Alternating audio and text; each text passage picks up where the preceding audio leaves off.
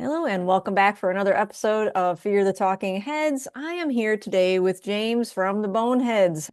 We are going to talk about the lovely Juliette Lewis tonight. She was obviously the lead of the band Juliette and the Licks, but she's also in the music video for Come to My Window by Melissa Etheridge. She has crossed these worlds over really well in ways that most people can't. Through the years, I guess I have forgotten that she was even in that. That's really Well, cool. one of the trivia pieces is that she became so convincing in her acting as someone that was becoming increasingly mentally unstable in that video. The director actually got concerned and called cut at one point because they actually were concerned that she was actually having a breakdown. So goes the trivia and lore around the filming of that video. But the other thing I realized is she has became her own version of 6 degrees of separation. Like you could 6 degrees of Kevin Bacon and replace Kevin Bacon with Juliette Lewis at this point and not have a challenge. The first one of our early movies, of course, was My Stepmother is an Alien. And that automatically gives you John Lovitz, Dan Aykroyd, Allison Hannigan, Kim Basinger, Seth Green's in that. And I was like, that's there you go. You can now link to everything in the 80s. She's in National Lampoon's Christmas Vacation as Audrey.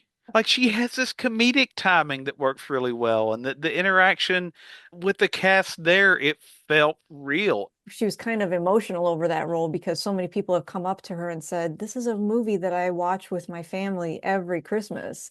And so it just was really touching to her that she said 15-year-old me is on someone's TV screen every year around the holidays. Isn't it viewed, Audrey? She'll see it later, honey. Her eyes are frozen. My family falls into that. I mean, it's one of my wife's favorite. Like we have, there's not a holiday season that we do not watch that movie. To go from comedy to psycho killer to I don't know even how to classify Cape Fear, her role in Cape Fear, where she is more or less, I guess seduced, but also it's a really creepy scene. It is a very creepy scene. As Adele in California, she plays opposite Brad Pitt. I've never seen him play a character like that before. So it was interesting and he made me hate him. So great acting on your part, Brad Pitt. But, with her role as Adele, she's very innocent. Her character has had trauma in her life from when she was 13 years old. So then she meets this guy and he's abusive to her and she thinks, well, but he's my protector. He is the opposite of a protector for her. David Coveney's in this and Michelle Forbes. So they're all road tripping together as kind of this ride share to save money, which if you ever wanted a reason to not pick someone up and share the expense, this is the movie you should watch. Which, by the way, is just a creepy thing anyway. I was recently traveling abroad and we had to get a ride to the airport because we had to leave ludicrously early in the morning and the buses weren't running yet. And by the way, that's just a fascinating thing to have to consider because I literally sent a text to a couple people going, listen, we're getting into this very nice, and it was very nice, and it was a actual company. I checked and did as much research as I could. But in the back of my mind, it's still, I don't know it. And like, what do I do? Like I've got my family with me if something goes sideways. So yeah, it's a weird thing to think about, and movies like that really do reframe it as, oh no. Let me put it in a way that makes sense for you. Devil's Rejects. Mhm. These are people that you feel for them because they've just run into a really bad family. And it's just a bad luck day for them because none of them are getting out of this alive. So it's kind of the same thing with California, except it's early that's taking all these people out. By the way, it's funny you bring up Devil's Rejects because her father's in that. Yes, Small six world. degrees of Yeah, of the it's Lewises. yeah. Jeffrey Lewis is in Devil's Rejects. Actually, he's in a couple of my favorite. He's also in Salem's Lot, but one of my favorite Western that is also a horror movie. But Jeffrey Lewis did a lot of films with Clint Eastwood. One of them is one of my all-time favorite Western, debatably horror, is High Plains Drifter. It's really funny, and that was one of the things that, as I again doing some reading on this, that Juliette Lewis was an emancipated minor, but it was because her family realized that was better for her as far as her opportunities would go, considering that she wanted to work in entertainment. And so it's that having that father that worked in entertainment that could go, no, no, to do what you want to do.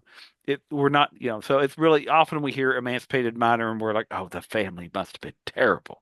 But in this case, it really was the family was so supportive, at least from what I've read, that they said, no, this is actually how we can be supportive. She was in a movie called The Thicket. When I watched the trailer, I was like, I don't know if I'm gonna be able to watch this because her voice is really weird in it. But then when again, seeing one of her interviews, she was talking about there's a reason for that. There's something like the character in the movie has had something happen, like her throat was slit at one point or something where there was damage, and that's why she's talking like that in the movie. But one thing I thought was kind of cool was that she said while she was working on this set, she felt her dad because her Yeah. dad had been in westerns and things like that. And again, it's just amazing to me. There was a film that I actually watched, The Fourth Floor, which I'd never seen before. First off, the cast on that, Juliette Lewis working with William Hurt, Shelley Duvall from The Shining, Tobin Bell from Saw. A lot of people that critique it negatively, and I'm not going to be one of those people, say that, well, it's trying to be a lot like Hitchcock. And there are some elements to that. But that movie is one that it grinds a bit. And what I mean, I don't mean that negatively, like it drags. It gets to the point where you're like, no, it's over. It's just bad. Everything's bad. Everything's bad. And so it's more of it's quote unquote a horror. It's got some horrific elements to it, but it really plays more as a thriller, but one where just how terrible human beings can be is constantly on display. The basic plot to the film, the one-liner summary is a woman inherits a rent-controlled apartment in New York and is terrorized by a neighbor. What that doesn't summarize is actually she's terrorized by the fact that everybody is terrible. The Shelley Duvall, retired from acting not too long after this, and this was originally shown at Fantasy Film Fest in Germany, and for some reason it didn't get a theatrical release in the United States. It went quote unquote direct to video here. But it was fascinating because I was so used to Shelley Duvall as, Wendy Torrance from The Shining or Olive Oil from Papa. And in this, she starts off really kind. You're like, oh, the kind, downstairs neighbor type. And then as it goes on, you're like, she is just controlling and manipulative and telling her, don't talk to this person, don't do that. And that's why the movie works as well as it does. I actually enjoyed it even more than I thought I would because you kind of align yourself with Juliette Lewis's character and, you know, all these things start to happen. Like at one point, so the basic plot is the fourth floor, she lives on the fifth floor. She has the apartment that takes up all the fifth floor. The fourth floor, a 90-year-old woman named Alice supposedly lives there, and she no longer leaves the home. So there's these great kind of, I thought they were really effective, where they just show you the door and the peephole of the door, and it's almost like Hal from uh 2001: A Space Odyssey. Like the door is looking at you. Like there's something creepy about it. But you don't go inside for a long, long time in this movie. And then there's scenes where like maggots start to come up her drain and mice come into her apartment from below her. And it just builds and builds. And everybody that she does some weird things too. Like that's where it gets a little Hitchcocky and like she's kind of a voyeur. She's watching her neighbors across the street and the apartment building across. So she herself is not perfect, but like Tobin Bell plays one of the people that lives across the street of Saul fame, and she finds out later on he's a locksmith, and she has to have him come into the apartment. And like he keeps a master key to her apartment, and he does a lot of weird stuff. And he at one point, or she at one point sees him.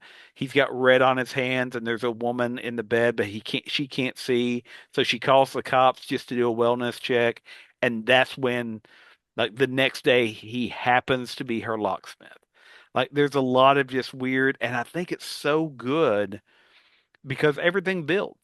Like there's nobody. Artie Lang plays the quote unquote nephew of the superintendent of the building or the building supervisor. And he's supposed to be delayed, but he's terrible. He's threatening. He's like he doesn't want her in the building.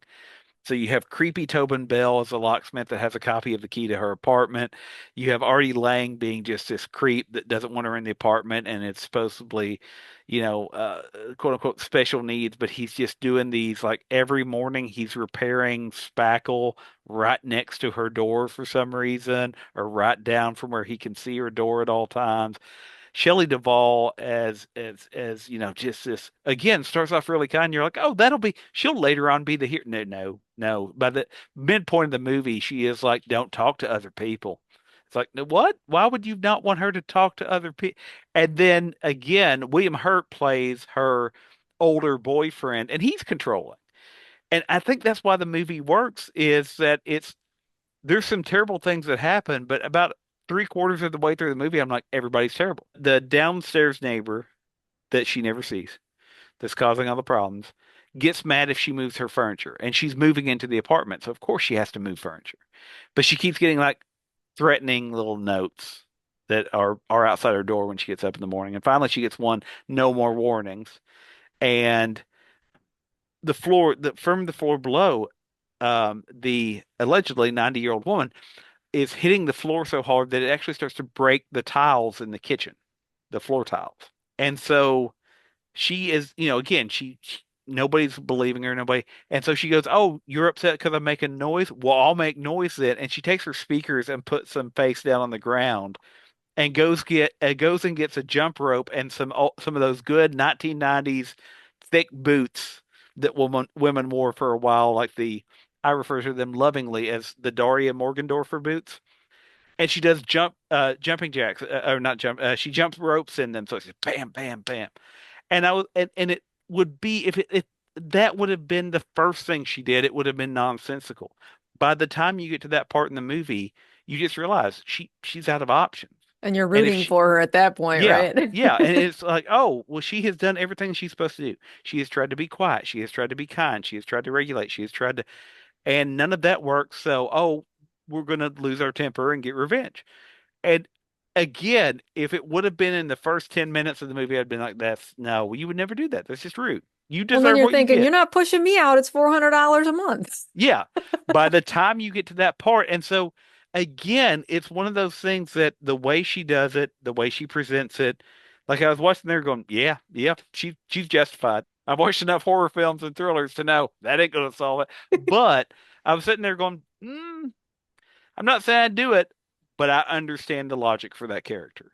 She doesn't have any way. At one point, when she does call the cops and say something weird's going on, they come over and say, "Oh, didn't you call us because you thought your neighbor across the way was abusive? Nothing was going on there. So why are you calling us?" So they're ignoring her. And it's just an entire movie of that shows you you're one misunderstanding away, or one like nobody she really doesn't have anybody to turn to, at least from her view, for a long time. And that it really did work on me over time because I was like, it doesn't have a huge budget, it doesn't have, but the acting in it is good enough and strong enough from the entire cast where you're like, oh, I get it. She can't call the cops again. She can't. Often in these movies, you're like, just pick up the phone, call the police. She's not completely innocent. She is a voyeur. She's looking in people's windows. She's doing weird stuff. Like if that was my neighbor, I'd be like, hold on, let me make sure my curtains are closed. I got this freak over here.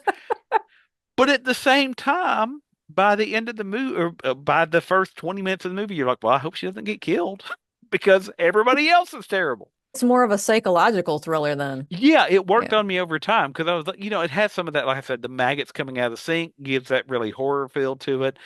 I don't want to ruin too much about it, but there is later on the discovery of, as a matter of fact, she calls an exterminator, and it's another character actor as well, and I forget who it was. But anyway, and he's like, "Oh no, you've got maggots so bad because something's dead around here, and they're burrowing into the soft flesh. They love to do that. So I'll put some stuff down your sink to see if I can drive out whatever's dead down there and Ew. whatever." But all the times when you're like, okay, there's a lot of these thrillers where it's like, yeah, let's call the police, have them do a wellness check, whatever. And this is one of the movies that does a great job of saying why she doesn't do that.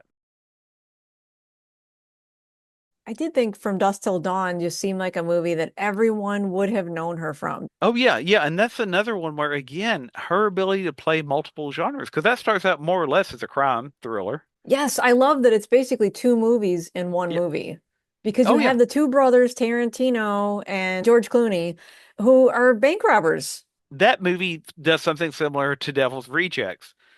It makes the villains into the heroes at one point. Like if you're rooting for George Clooney and Quentin Tarantino in the first 15 minutes of that film, something's probably wrong with you. However, if you're not hoping that they come out a little bit on top in the last 20 minutes of that movie, there's also something wrong with you. They're on this road trip and they stop at what would you call that bar even? It's like a isn't it a booby bar?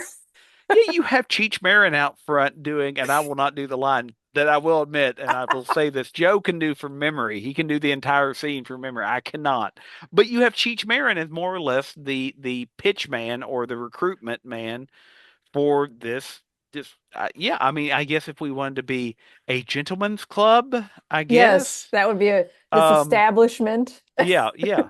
And by the way, it is one of the I do not frequent such establishments, but I must admit, if you're going to try to sell it, the way they sell that place with Selma Hayek is effective. Selma Hayek is dancing in this movie at this bar, and she's standing on a table and she's waving her foot at Tarantino, and he sucks her toes. And the thing that I think is funny is that there was a meme or something on the internet that said Tarantino created a scene where a man would be sucking someone's toes, and then he inserted himself into that scene. He has came out and said, "Well, I don't have like a quote unquote foot fetish or whatever."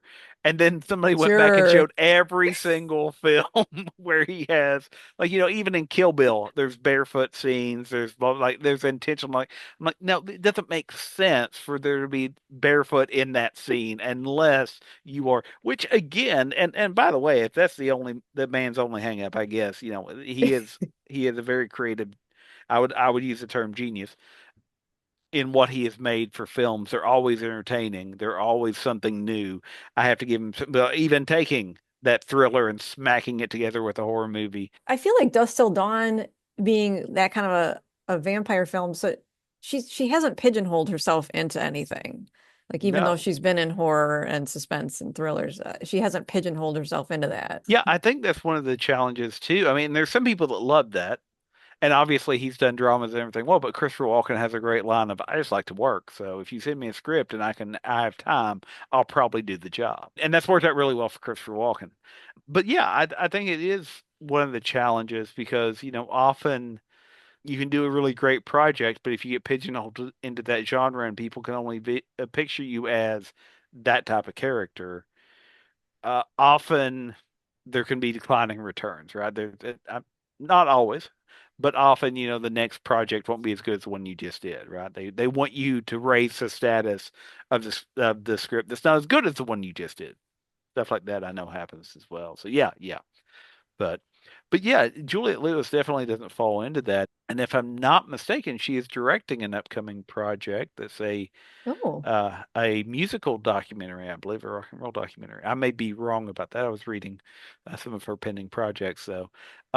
And I think that's really interesting as well. now I don't know if you've seen this movie, but in '95 she did a movie where she was singing, and she didn't have her band back then. It was 8 years prior to her forming the band Juliette and the Licks, and it Yeah. was called Strange Days. Strange Days, I actually have it on my list to my right because Strange Days is one of my favorite nobody talks about it movies because I'm a sucker for any film or any novel or any story that has this idea that technology is going to become like a drug, which would never happen. We've never let anything come into our lives that controls how we interact with the world.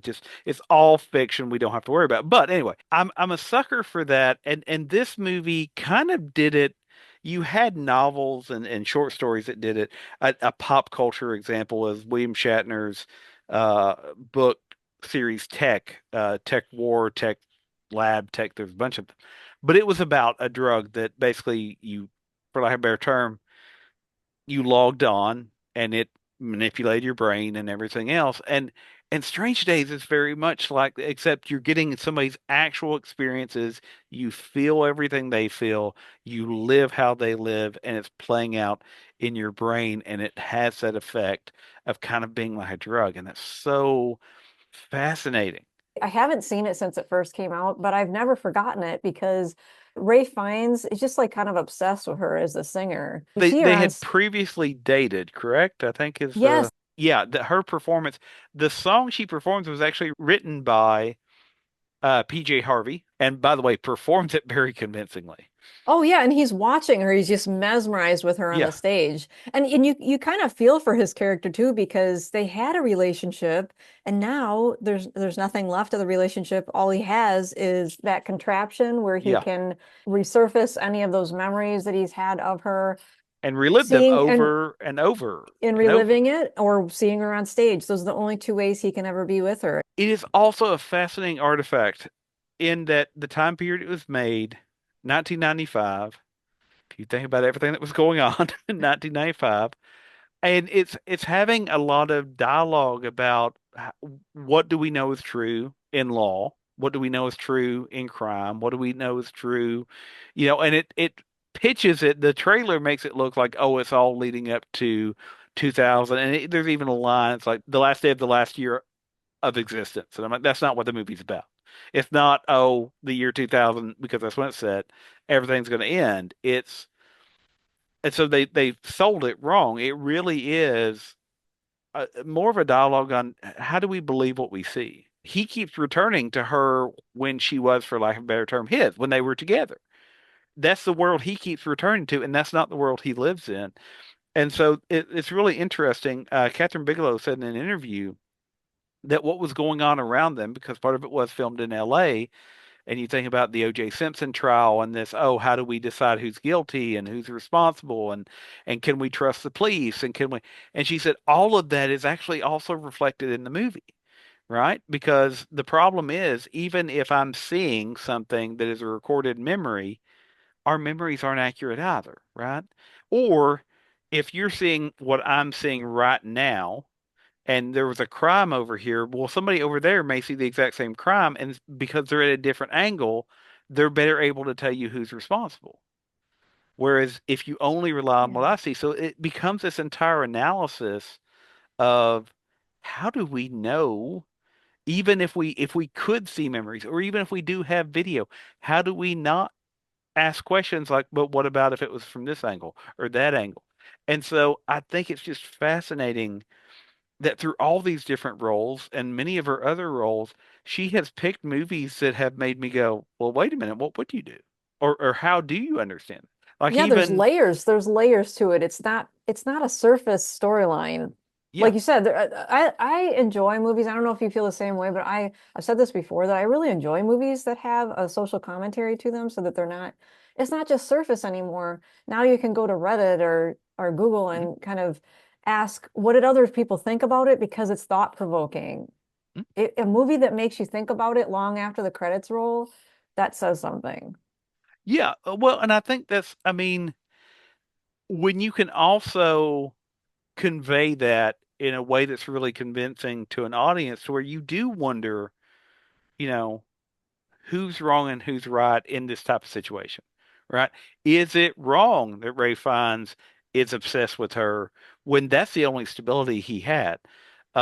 I mean, he was at one point, if I'm remembering the film correctly, it's been a little bit, um, but he had been a police officer who ends up giving that up to end up kind of in this underworld where he's selling memories and selling I think the machine's called the squid, selling the squid to help people capture and help people, and then they start to get these underground ones that show crimes and all of that stuff, and he turns his back on law enforcement because he doesn't believe it anymore, and he falls. He's kind of a fallen character. Her character is not wrong for making the choices she makes given what she knows.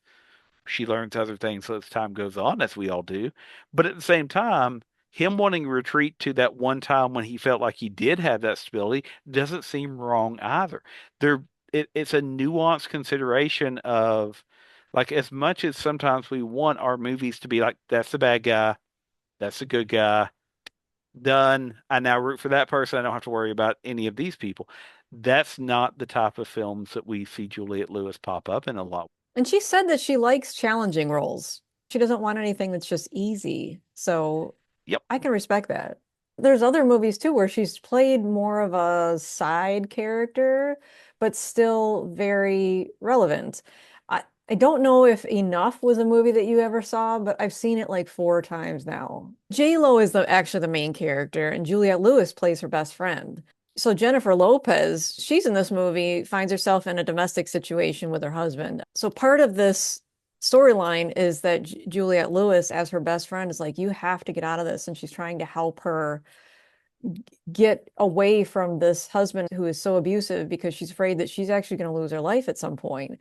And just one of the lines that she says in the movie when she's trying to encourage her best friend, Jennifer Lopez, to leave this husband, she says, "You have a divine animal right to protect your own life and the life of your offspring." Sometimes a line in a movie just sticks with you years after you've seen it.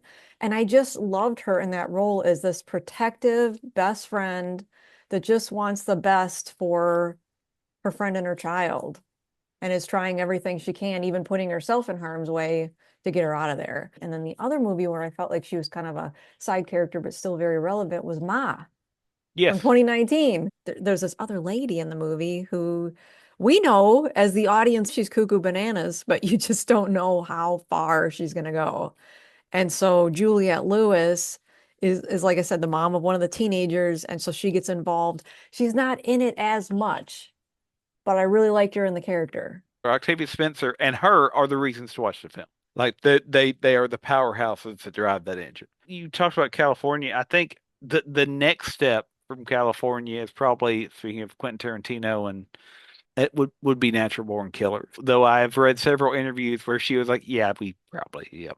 Because I mean, I think that was one that got a lot of harsh critiques when it first came out. And I think a lot of people have warmed up to it now. But I can remember when it came out, people saying that terrible, terrible. Why would you make a movie about that? Quentin Tarantino wrote it, directed by Oliver Stone. But again, they are terrible people in that film, and none of what they do is justified, but it's understandable, right? These are both. She's a victim of abuse, and Woody Harrelson, who I lovingly think more of often from his zombie film works, plays Mickey Knox, who, they kill her abusive father. And that kind of, and then go on a road trip where every time they stop somewhere, they kill as many people as they can. Another one of those road trip films. Uh, And it's like a fever dream in like when they yeah, take drugs and they're kind of walking through where all these rattlesnakes are. It's like a fever dream because they're on something like mushrooms or something. I can't remember. yeah. And they do have this weird code that they leave one person alive to tell the story. So that way their mythology. So it's this weird rumination in some ways, which is, I hate to be bleak about it, but there's some reality to that, right? It's one of the reasons why we are more likely to know the name of, just using a bleak example, but the school shooter than we are the victim. Yeah, We that's are very true. more interested in the criminal than the victims. It's this fascination with true crime, right? Yeah. Because it's basically taking a movie that looks like a sort of weird documentary about true crime because they are this notorious couple that are going around killing people. So, but yeah, if you're someone that listens to true crime podcasts and things like that, I feel like this is a movie that if you haven't seen it already, Yeah. it may be one that you're interested in. So when she sat across from Oliver Stone, she really wanted this job. And so she described to him how to kill someone. That's how she got the role. He's just like, wow, she's Yeah. really into this. Well, and again, it's that level of, if you stop and think about people that have been in multiple genres, that have also worked with the directors that she worked with, it's a very limited list. I mean, you've got Oliver Stone, you've got Martin Scorsese. Who she Yeah, lovingly calls Marty. yeah, So yeah. they've Which, obviously got some kind of a cool connection yeah, there. yeah. I've heard people that get to know him. He says it's Marty, but it'd be Mr. Scorsese for me. Sir. Uh, Sir, yes, sir.